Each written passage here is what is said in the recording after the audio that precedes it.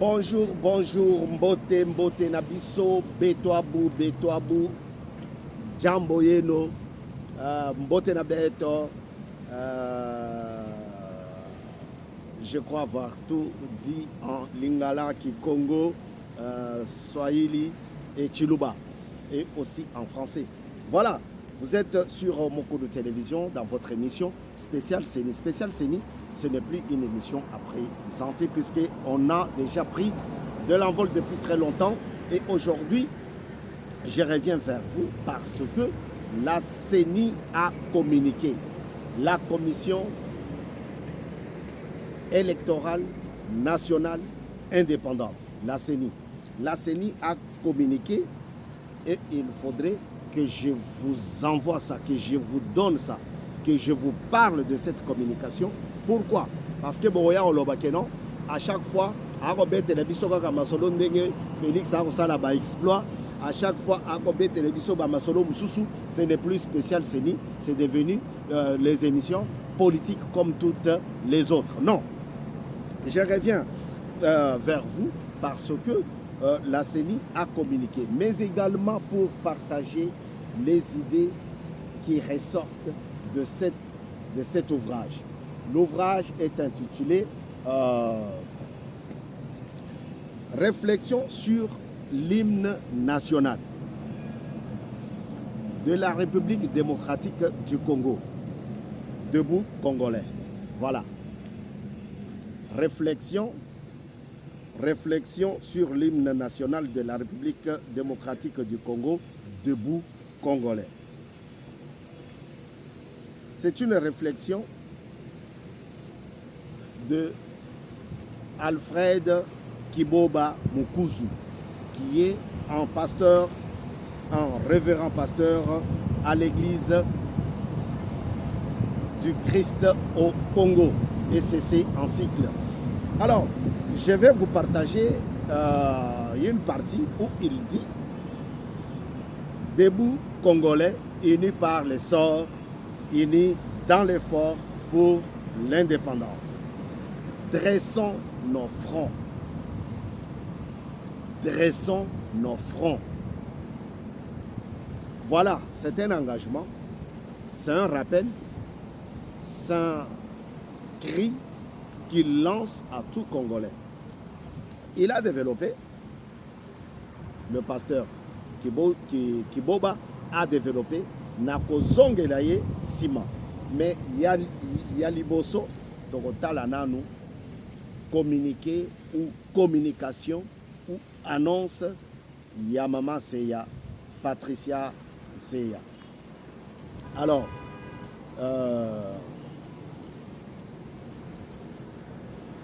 Maman Patricia Seya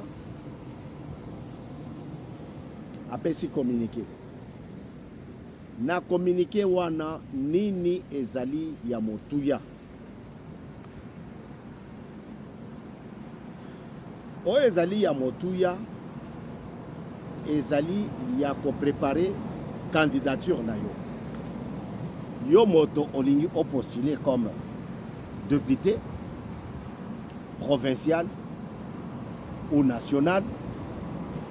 Bongisa dossier na yo. En grosso modo, c'est ça l'objet oyo na kati ya communication wana.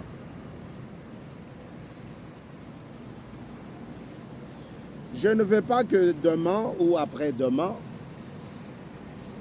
que vous m'appeliez pour me dire ah mais papa journaliste, papa tozala ba candidature à ton place à déposer. Je ne veux pas que tu m'appelles au-delà du délai donné que Oye Bisangai ah papa mais si quand on s'en est pour retrouver ma formulaire. Non, tout se prépare maintenant. Tout. Je ne vais pas voiler ma figure, ma face pour vous dire que non. Oh, nazana soni ya ko bomba elongi oyebisa yo obongisa dossier na yo. Si réellement tu veux postuler comme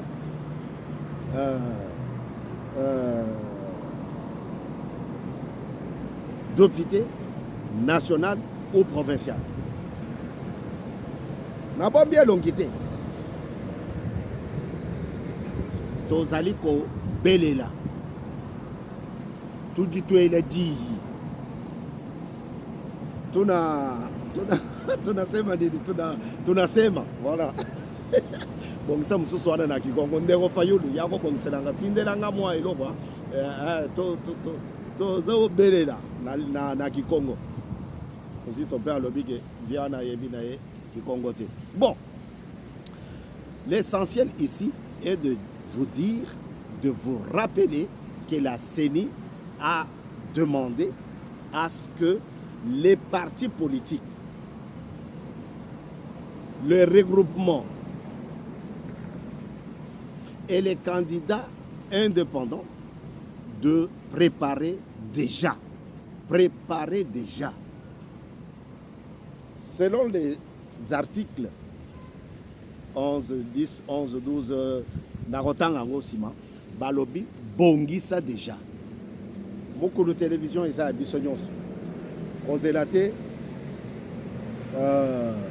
Mokolo Yasuka, Oya Kobimakeno, Bazo bimisa formulaire place nini, bisoto monité, bisoto yokité. Émission et salama pona, Makambo Yabo. Spécial série. Na émission, na annonce wana elobami, Bongisa,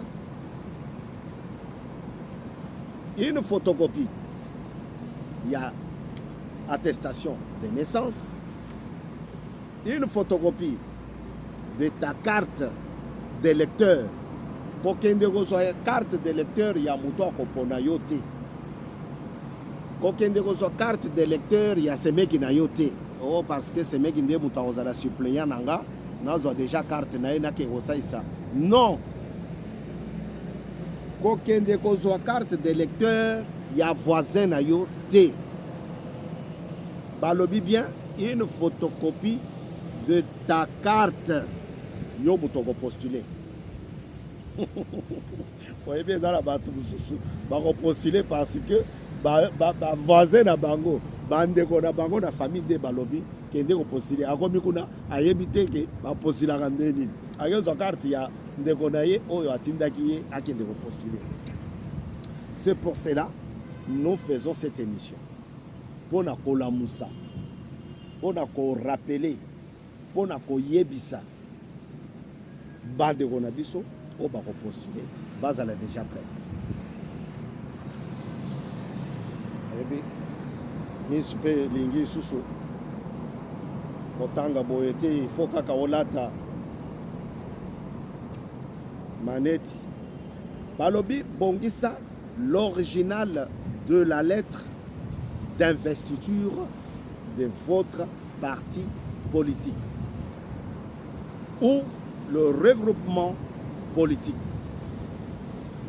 O ezali kotinda yo, asalela yo mokanda, à moins que ozala candidat indépendant, wana yo moko mutu on se présenter.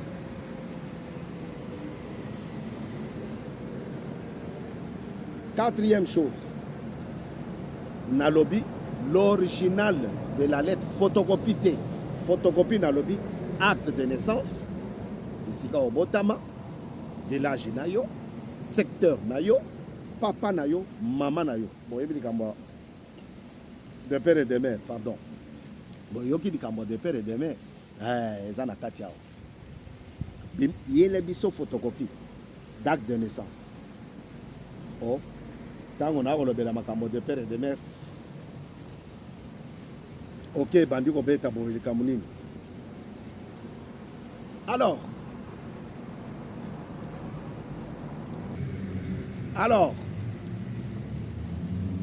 Naoti Koloba, l'original de la lettre d'investiture. Toboyi, aucun des jours y a déposé. Oh, ngana mutu ya IDPS, banda kala naza mutu ya IDPS, ngana mutu ya ESID, ngana mutu ya UNC, bavaze nanga kutu baye bien. il faut omema mokanda oyo ezali kolakisa ke ozali moto ya INC, ozali moto ya AAA, oza moto ya BBB, oza moto ya. Donc il faut obongisa ezala na kati ya dossier. Cinquième chose, même une photocopie conforme de diplôme universitaire ou d'études supérieures, ou même une attestation d'au moins 5 ans dans les domaines politiques ou socio-économiques, ou une expérience professionnelle. Balobi boy, ceux qui ont un diplôme na yo, il y a université, même yango. Photocopie, hein? Mais ils ont la conforme, la diplôme aux anangora. Ou bien il y a institut supérieur. Faut pas jeter l'éponge. Ah, nana diplôme té. Au moni makambu papa Félix aye nango. Aye ko bébé c'est le biso makambu. Tozalaka to ko postuler na ba attestation ya musala. Ba boyité. Mema yango. Et zala conforme na musala osali au moins 5 ans ya musala oyo sali. Expérience professionnelle, ça compte. Vous savez, en Europe, ceux qui ont sali musala pendant 5 ans, ils ont droit à un diplôme, il y a licence. Il faut qu'il y ait des colocas, acquis d'expérience, VAE, validation d'acquis d'expérience. Donc, acquis VAE wana et Sengamipe pour postuler en tant que député national ou provincial.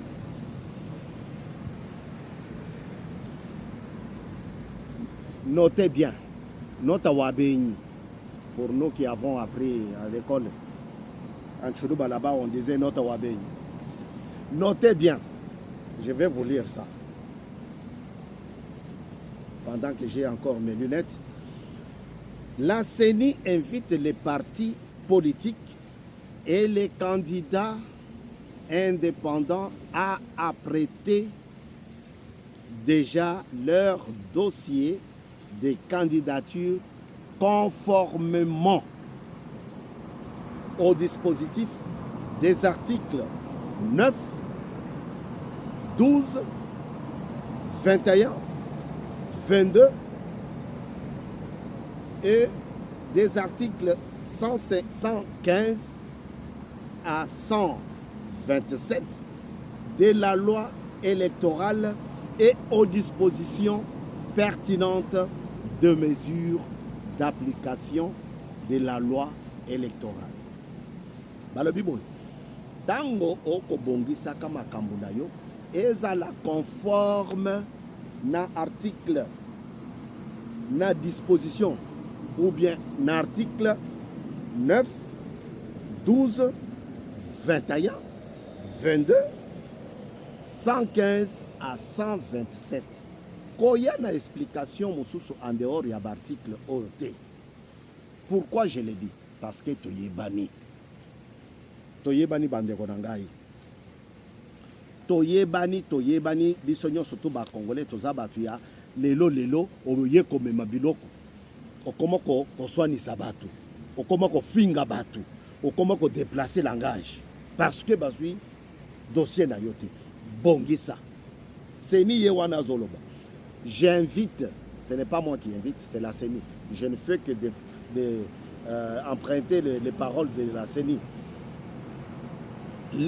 J'invite tous les partis politiques et les candidats indépendants. Alors, le communiqué se termine par dire: pour toute autre information, ou retrait des formulaires, prière de passer au secrétariat exécutif provincial ou à l'antenne de la CENI de votre ressort. Balobinin. Bonne information ou bien retrait à formulaire. Kokende ko sengango na église te. Kokende ko luka yango na bureau ya bourgmestre te. Kokende ko luka yango na